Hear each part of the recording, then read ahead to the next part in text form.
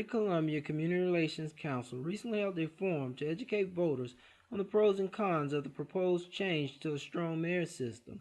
Community activist Kevin Gray served as a panelist for the forum and explained his thoughts as to why the change would be harmful to minority communities.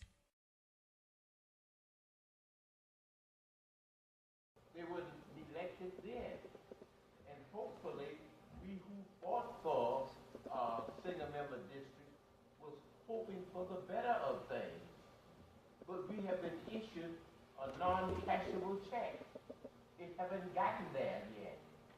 So my thing is maybe we need to try something else. No, I'm missing something in all this because I said I've lived long enough in Columbia to pay for my house, and I live on 2 Notch Road, and I see you're talking about a strong mayor and cutting deals on what the business community has done, and I know what the unemployment rate is among young black folk in this community along Colonial Drive and Beltline. I know about the gentrification that's going on down in 5 Points to where at some point in time a lot of people won't even be able to afford to live in the city. And the idea of shifting our focus from Bull Street with that TIF away from 2 Notch Road, where the bulk of the people that I know in the community that I live in need the assistance in. It's not about the government picking winners and losers and the black community always being the loser, and what happens on Assembly Street and on Huber Street and on Rosewood and in 5 Points, that's always the focus. And I think that's the kind of red tape that people want to avoid. They want to avoid their responsibility to the entire community so that they can only cater to one community, and that's the business community and the developers.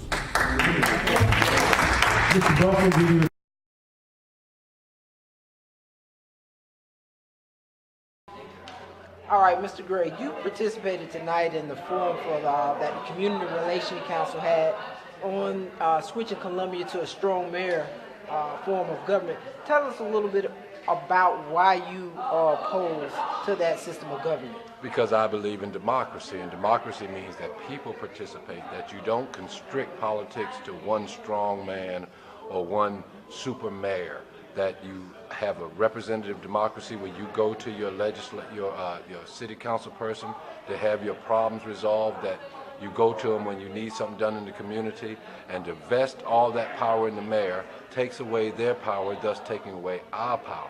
The idea is to expand democracy, not to constrict democracy.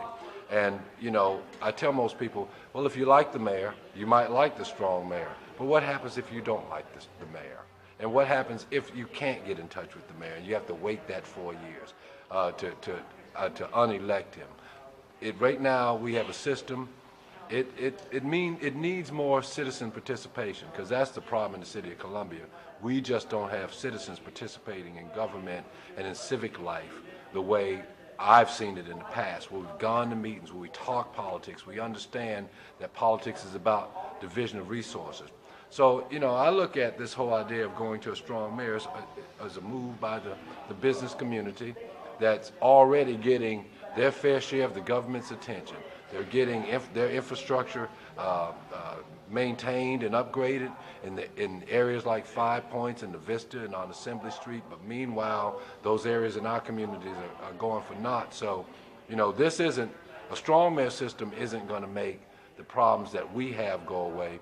It's going to take increased citizens' pressure and participation on the existing people that supposedly represent us to start getting a reallocation of resources to our community.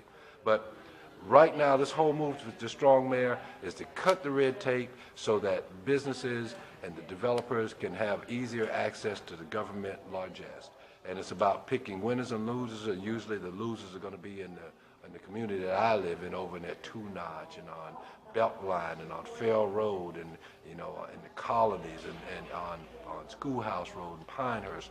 Those communities are being left out of development. They're being left out of infrastructure repair, not even getting sidewalks or roads fixed. And I don't see giving power to one person who believes that advancement is bringing in new shiny buildings for downtown instead of maintaining and upgrading the infrastructure that we have now, focusing on shifting the TIF to Bull Street away from Two Notch Road, which runs through the heart of the community. No, I don't want to give power to that kind of